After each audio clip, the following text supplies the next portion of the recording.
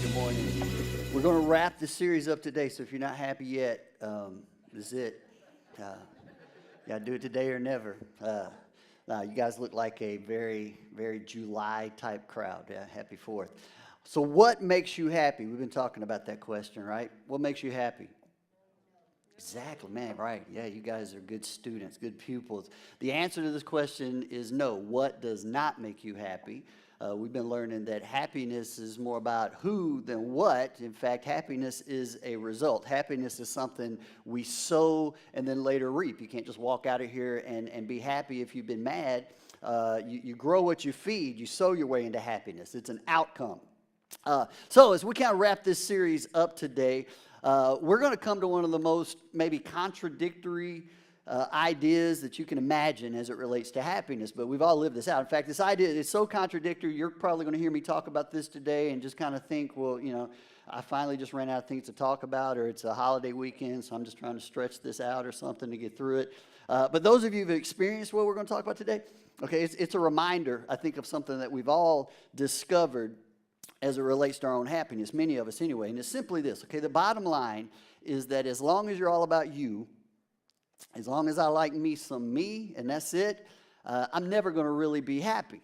You just can't, no matter what you have, no matter what you accomplish, as long as it's all about you, it's a pretty small story, and happiness is bigger than just you. In fact, okay, if you were able to somehow get everything that you wanted, right? If you were able to be exactly the way that you wanted to be, like you got the right size, the right income, you living in the right house, right neighborhood, got the right car, right everything, right? If you were exactly the way that you imagined the perfect life would be, you still would not be really happy, because this, and I get it, okay, this is counterintuitive.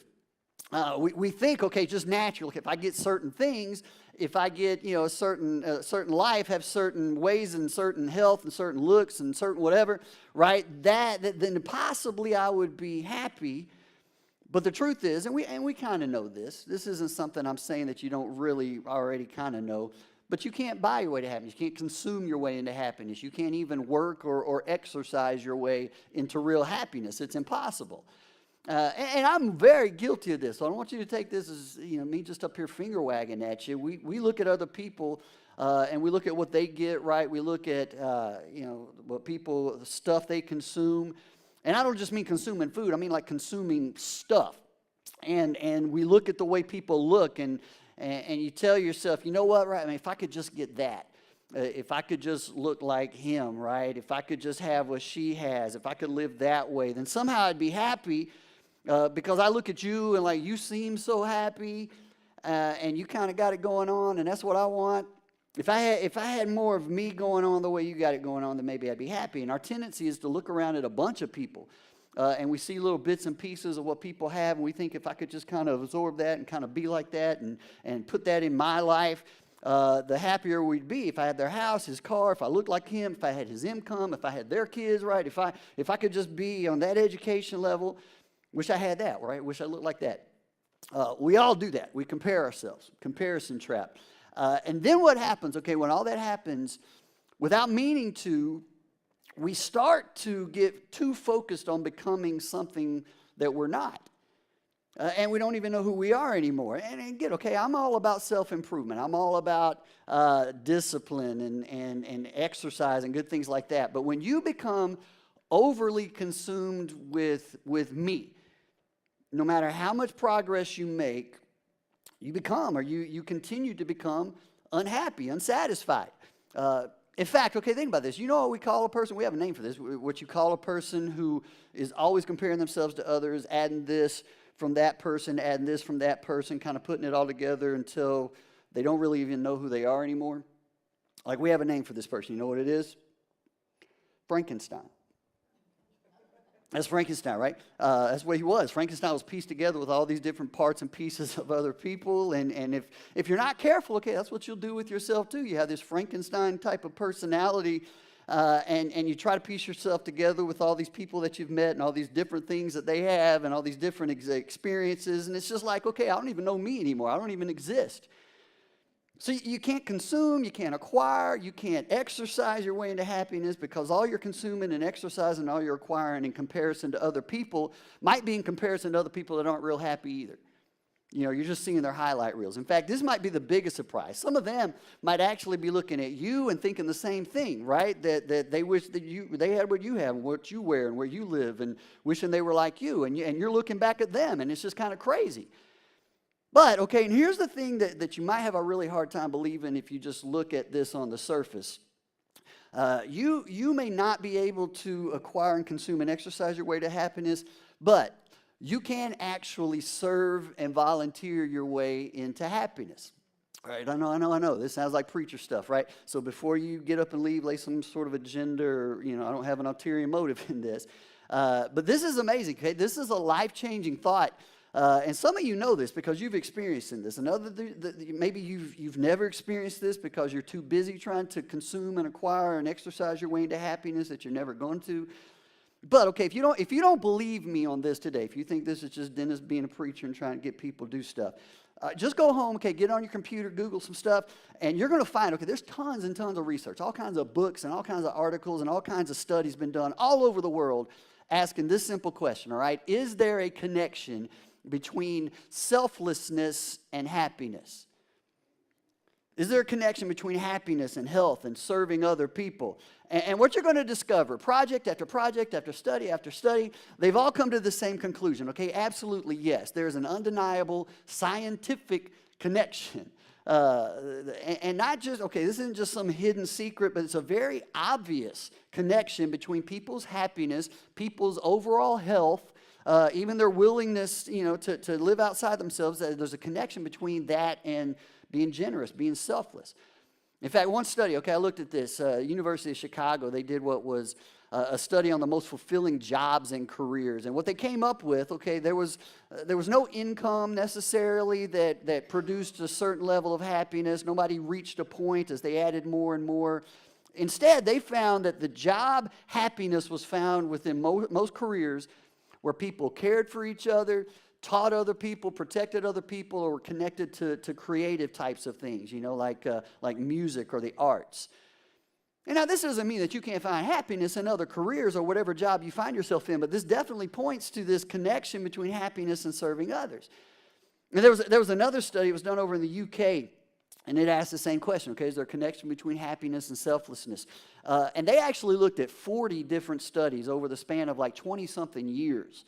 And they did this one study based on all these other studies, and they reported this, okay? They found a direct link between these three ideas. Volunteering led to health, which led to happiness. If you volunteer, okay, and this wasn't like, okay, I volunteered one time way back in, no, this was people that had like this lifestyle of carving out time on a regular, consistent basis to serve other people, to do things bigger than themselves in their community, in their church, or somewhere in their lives. And here's what they discovered, okay, over 20 years of different studies, less depression, less heart disease, less stress overall.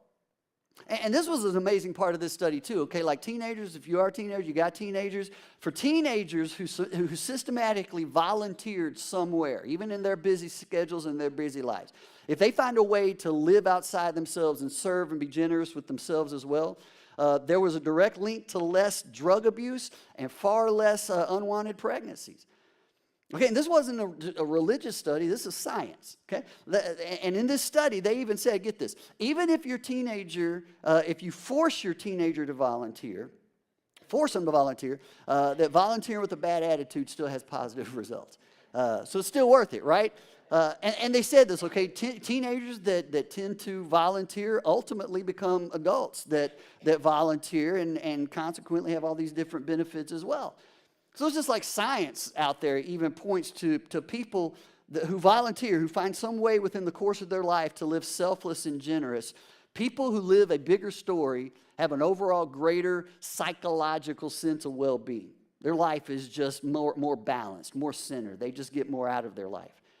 They're just healthier mentally. They're healthier physically. They have higher self-esteem about themselves, right? They live longer even, and they have a better quality of life.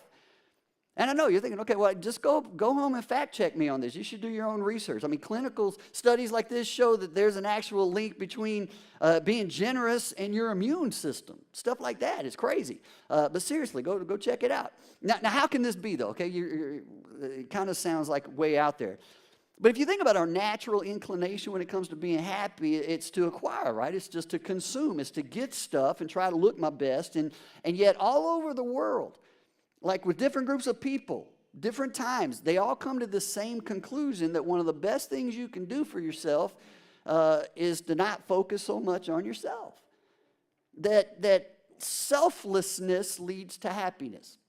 Selflessness leads to just an overall better sense of well-being. And ultimately even a better health. And now some of you can testify to this. Some of you have lived this. Many of you have gotten up early, regularly for years, weeks, months, to do things at church or on a Sunday morning or other times of the week. You just kind of give yourself away to something and you go home a lot of times feeling tired and wore out, right? But you also feel full. And have you ever stopped to ask yourself, okay, well, how can that be, right? How is it that when I give myself away to someone else, I like myself better? When I'm pouring myself out, how can that be so replenishing? How can that be so refreshing? Why am I happier when I'm doing something for someone else instead of just something for me? Doesn't make really any sense, and that's why most people don't do it. And we say things like, we say the same kind of things all the time. Big one, I don't have time. I just don't have time to serve other people. I mean, if you look at this research, though, you don't have time not to. And as strange as it sounds, one of the best things you can do for you is to quit doing so much for you. And one of the best things you can do for your family, for someone else's family, is to go and do something for someone else's family. One of the best things you can do to get filled up is to pour yourself out. But okay, how does that work? And the answer is this. It's how you were created to be. There is a design to this. You were created to live with outstretched arms and open hands. That's how God designed this thing to work best. That you will be happier. You will be healthier. You will live your best life that you were created to live if you somehow learn to embrace all of those New Testament one another's that we talk about a lot, right? The one another's, the love one another, the care for one another, serve one another, forgive one another, carry one another's burdens, right? I like how Andy Stanley, a lot of times he talks about it as one anothering one another. And that's what you're designed to do. That's what we were created to do, to one another, to live bigger than ourselves.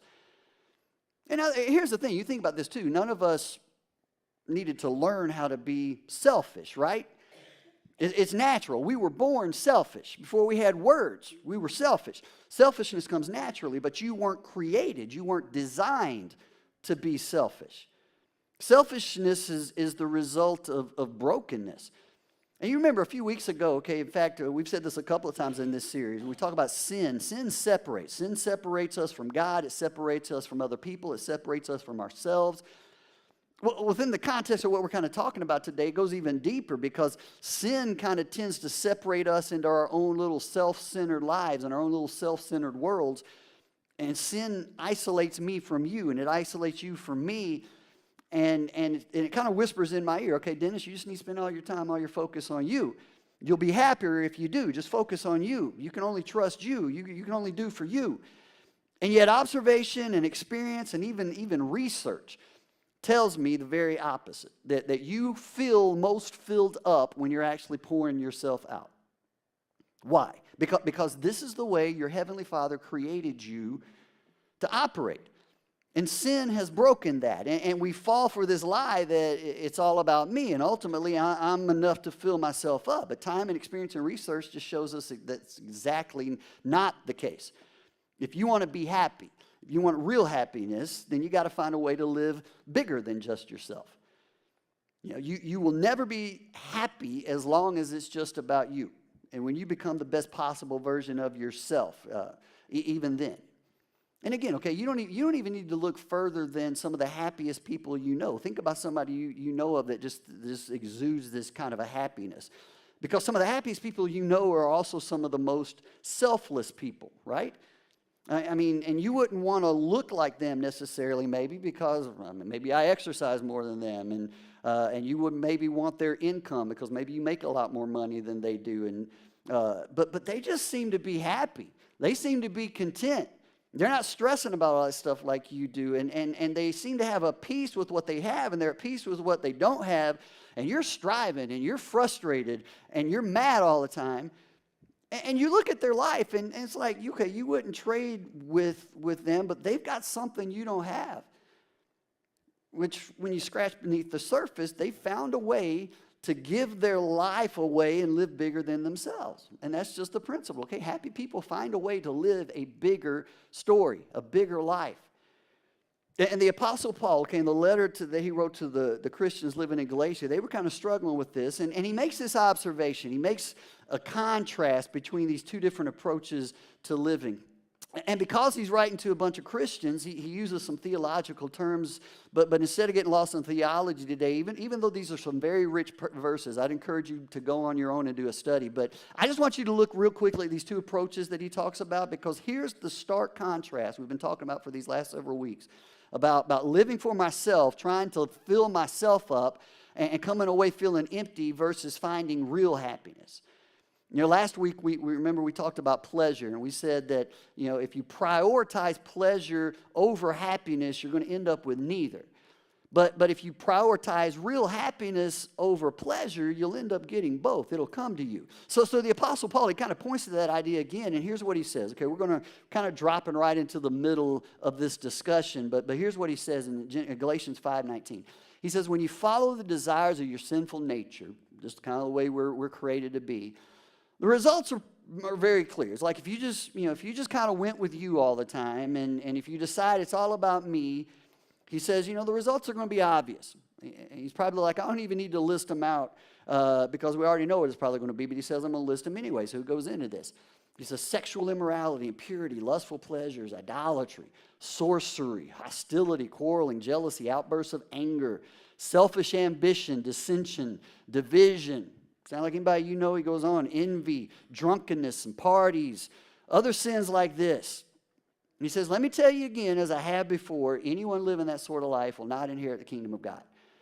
Sounds really, really theological, but this is basic. You're not going to live the life you were created to live. You're going to be missing out on a lot because you're trying to get a lot, and it's counterintuitive. But he says, okay, if you were just to kind of pick your feet up, just kind of go with the flow of society, go with the flow of yourself, just kind of do what comes natural, follow your own inclinations, this is what it looks like. And we see that, right? We already know that. And here's the synopsis of everything in these two verses, okay? And this is really, really important.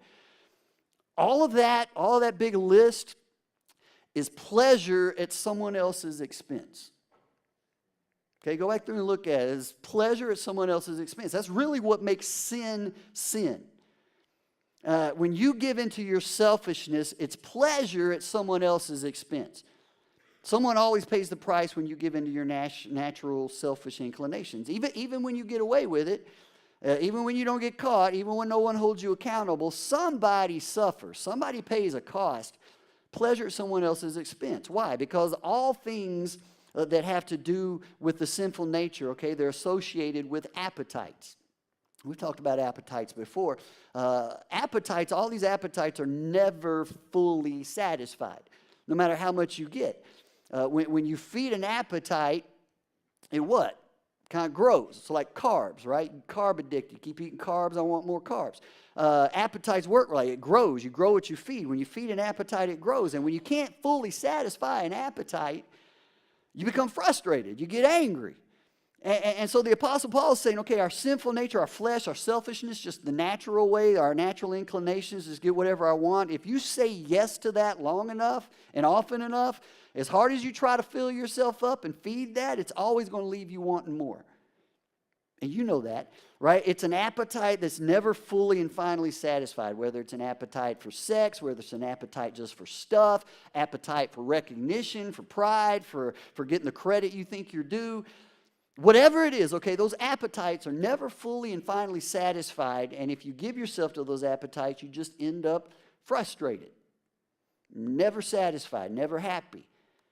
But, okay, then he contrasts it. In verse 22, he says, but the Holy Spirit produces this kind of fruit in our lives. You want to know you're a person of the Spirit? Here's the fruit. Here's what it produces. The fruit of the Spirit's when you finally relax and say, okay, God, I get it. It's not all about me. It's not all about what I can get. It's not about satisfying me. It's God, it's about you, and it's about others. So some of you have actually memorized this verse. He says, the fruit of the Spirit is love, joy, peace, patience, kindness, goodness, faithfulness, gentleness, and self-control. And then on the end of this verse, okay, this is one of the most brilliant statements, I think, in the whole New Testament, maybe in all of ancient literature. Here's what he says. He says, there's no law against these things. All those fruits of the Spirit. Now, why is that so amazing to me? Well, here's what Paul is saying, okay? He's saying this is what you were created for. This is what God created you to be like. This is the fruit. This is the environment in which you really flourish. I mean, imagine your family. Imagine any family characterized by those fruits of the Spirit, right? Love, joy, peace, patience, kindness, goodness, faithfulness, self-control. You imagine a family characterized by those things. You think that'd be a happy family? Yeah, I mean, you'd be happy. And Paul is saying the reason you kind of intuitively know, wouldn't that be great, is because you're created for this. That's what you desire. That's what we all want. You were designed to live in a community of people, even in your physical community, that characterizes this. You get a little too happy. There's no law against it. There is a power law at play here. But can you imagine your stress level, though? Okay, if you're around people that kind of exude this all the time. Imagine, okay, this would be a community, and this is why I think Paul was saying this. This would be a community where there would almost not be a need for any laws because we're thinking right. We're thinking correctly because I'm not in it just what's for me. I'm committed to what's in your best interest, and you're committed to what's in my best interest. And then if that's true, we can get through anything. We can figure anything out. We can solve any problem with these kinds of things. We can all sleep at night without any fear. And if you could just imagine, I know that's a stretch, but if you could just imagine even just your family, or imagine that within your community, or imagine that within our country, right? Can you just sense where the stress level and the level of happiness would kind of change and the anxiety level would begin to decrease? And can you just sense or imagine how happier you would be if those were true fruits in your life?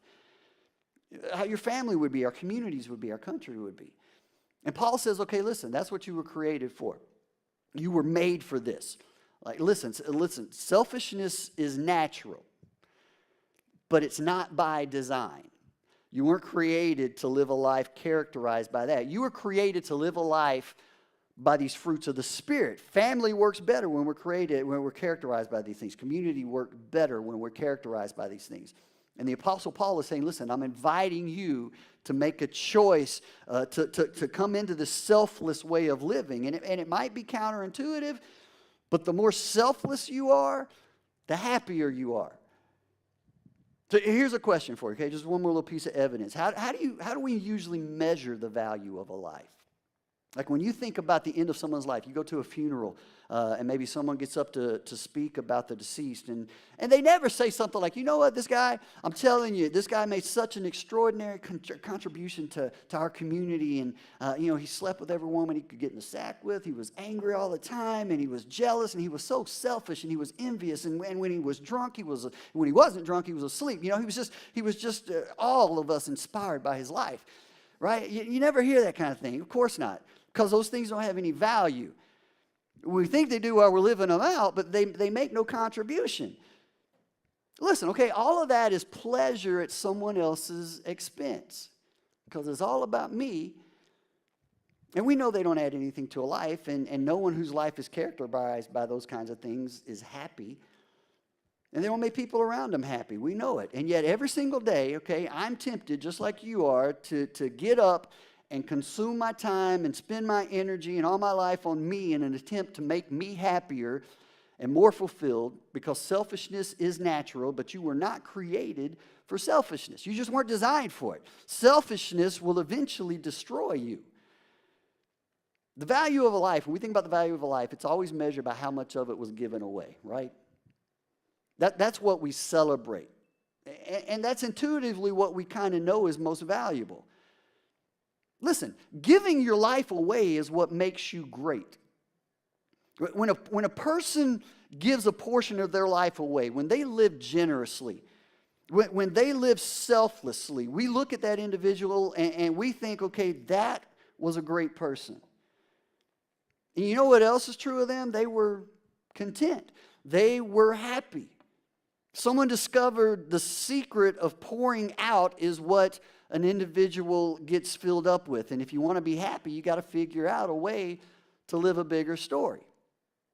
I don't mean just like twice a year you go on some kind of thing because your office has some kind of thing and you got to go because the boss is there and make sure everybody's looking and, everybody else is there. No, you got to find a way to systematically, consistently give your life away, just like we tend to systematically consume, just like you systematically exercise or just systematically look in the mirror 25 times a day to make sure you got it going on. You got to find a systematic way to give your life away. All right, one more illustration, all right? Don't be this. Look at this picture. Anybody know what this is? It's a picture of the Dead Sea. You kind of see all the salt that kind of accumulates on the rocks and everything around it. And some of you, if you've ever studied the Dead Sea, you know it's dead because water flows into the Dead Sea, but it doesn't do what? It doesn't flow out, right? It just kind of sits there. It goes nowhere. It's like if you look at it on a map, the Jordan River actually dumps right into the Dead Sea, and it's such a low place on the planet that it just kind of all stays right there. But the Dead Sea is dead. Nothing can grow there. You can float on top of the water there, right? You've probably seen pictures. Water goes in, but no water goes out. But here's something maybe you didn't know, okay? Look at this picture. Here's another picture of the Dead Sea. It's actually drying up. It has been for years. And even as we sit here right now, like they're dumping thousands and thousands of gallons into the Dead Sea, just trying to save it and keep it there. But it's a mystery because like 80 miles or so north of the Dead Sea, there's the Sea of Galilee. And it's a beautiful, beautiful like oasis type place. People go there, go water skiing, they go, boats, fishing. It's just a beautiful resort kind of environment all over the Sea of Galilee. But the Sea of Galilee, okay, it has water coming in, it has water going out. It's a living, beautiful place. And that same water that goes out eventually comes down into the Dead Sea, and the Dead Sea is shrinking. Which doesn't make a lot of sense, right? How can the Sea of Galilee that has water coming in and water going out survive, but how can a sea that has just water coming in and going nowhere die out? How is that it's shrinking? How can it be that something that water has pouring in and no water going out is getting smaller? Listen, if you don't figure out how to give your life away, you are the Dead Sea. You are. It all comes in. It just kind of sits there and sours and goes dead and nothing goes out, and you become smaller and smaller and smaller and more frustrated and more frustrated and more unhappy and more unhappy, and you will fall for the lie every single time, even when you're feeling that, okay, well, if I could just get more, if I could just look more like her, right? If I only married him, if I only drove one of those. And you begin to put this Frankenstein-type image together. You got this Frankenstein person, but you were designed by God to give it all away, to give your life away. You were made for more than just you, and that's where you find real happiness and fulfillment. It's not intuitive, but it's true. If it's all about you, you'll never be happy. You need a bigger story than just you. And again, okay, if you ever even get yourself exactly like you want to get yourself, yourself will never be enough. You cannot acquire, you cannot consume, and you can't exercise or work your way to happiness. Okay, and here's why, and then I'm done. Because you were created in such a way that you will never find fulfillment until you consistently find a way to give away what's inside of you for the benefit of someone else. I invest in people. I don't just use people. That's where you find life. And it would be hard for me to kind of finish all of this without saying this, okay? And this is kind of a preacher part of it. But when I think about this, I can't say thank you enough to those of you that I know have been a part of this church and do this in your life as well who get this. Because many of you I know understand this. You live this out. You inspire me. And the last thing I want to do today is preach a message, okay, like I'm shaking a finger or something, right? When so many of you, I know you do this consistently, you seek this out, and you live a bigger story, and you give yourself away regularly to benefit other people here and all around our community. And so I just want to say, okay, for those of you who give, and those of you who invite, and those of you who invest and volunteer and serve, you are making a huge difference. And you've discovered exactly what we've been talking about today and in this series. You're making a difference, and you've already discovered that makes a difference in you. And we've all benefited. And a lot of people have benefited, and we've all benefited from someone else's selflessness. And for those of you who've invested your lives at Life Point Crossing, especially, you are the someones that other someones are benefiting from. And I just can't say thank you enough. But for all of us, okay, you were created for this. You were created to live a bigger story, to give your life away. And so my prayer is that we all get inspired to find that place, that we lean into this. Because as long as it's all about me, I'm just never going to be happy. And as long as it's all about you, you won't either. So let me just pray for you. Father, I thank you for the joy that comes from surrendering to you. And God, it does sound so counterintuitive. But God, I know for many of us who have lived it out, we know the truth that sets us free. And God, as we think about our freedom today, I just pray that you would inspire us to use that freedom to love one another, to use that freedom to live a bigger story, to live outside of ourselves, to pour ourselves out for the benefit of others, just like you did for us. Father, may that inspire us to change our communities, to point people to you, and to live our own bigger story. In Jesus' name, amen.